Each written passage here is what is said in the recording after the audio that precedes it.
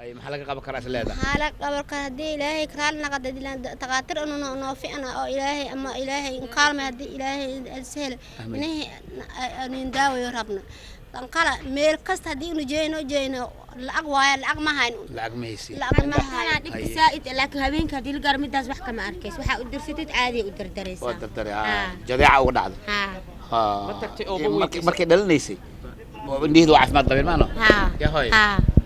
إن شاء الله تعالى والد ذلنا وحي إلهي مارك إن شاء الله وحي إلهي نوكل كل سنوات المصغير راواي وحي أودينا مارك هرتو وحي ماركنا يا لقول الولين إن شاء الله وحي العقل مجدة أنا قوي كدي بينا إن شاء الله إلهي حق سنة كدي بينا لعثم تدا سوديبت مسلمين مولي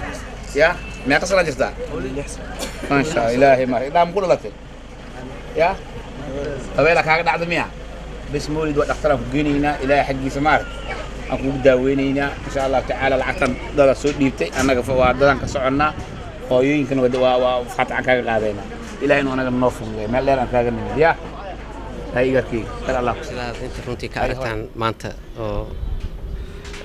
ومت سيدان ودباتيسيهين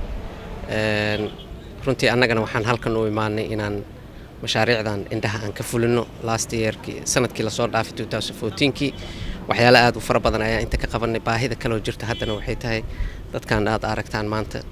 indhaha aanan haysanin dan yarta ah aanan awoodin sida hooyada ay sheegtay waxay xitaa isbitaal canugeedu ku geysato isaga dhanba hal sano weli ma gaarin indhihii jadeeca ayaa ugu dhacday marka dhaqaale ay ku geystaan xitaa ma haystaano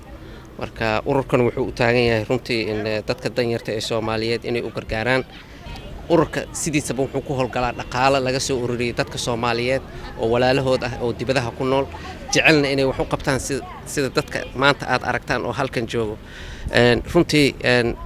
maanta aniga indhaha Ilaahay oo itiray oo indhahaygana ever ay yihiin oo waxba aan arki karin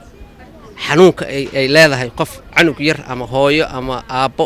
indha la'aan waa garan karnaa kulligeen marka runtii aad iyo aad ay noo soo dhaweeyeen wayna mahadsan yihiin walaalahayn waan u mahad celinaynaa insha Allah